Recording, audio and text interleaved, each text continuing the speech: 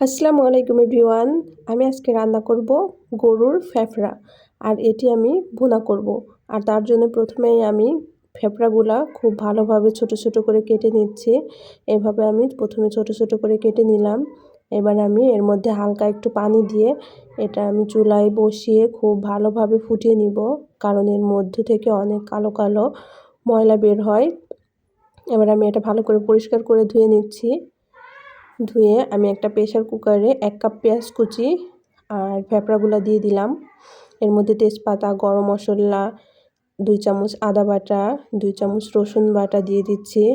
এর মধ্যে আমি আরও দিয়ে দিচ্ছি 2.5 চামচ হলুদের গুঁড়া আর 2.5 চামচ মরিচের গুঁড়া।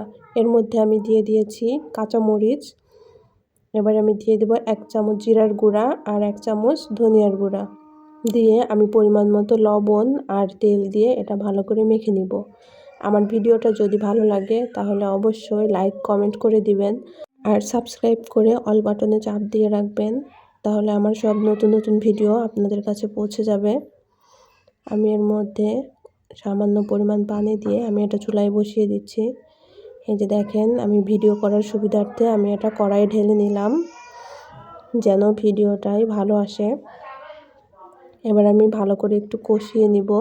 এর মধ্যে আমি দিয়ে দিচ্ছি আলু, দিয়ে আমি এই দুইটা একসাথে করে খুব ভালোভাবে একটু সময় নিয়ে কষিয়ে নিব।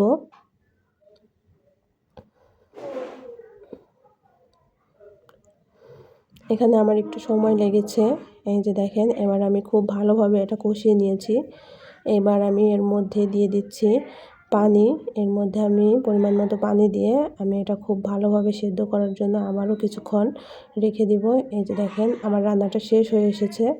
আমি এর মধ্যে দিয়ে দিচ্ছি গরম মশলার গুঁড়া। গরম মশলার গুঁড়া দিয়ে আমি এবার এটা চুলা থেকে নামিয়ে নিব। আমার রান্নাটা এখানেই শেষ করছি। আল্লাহ হাফেজ।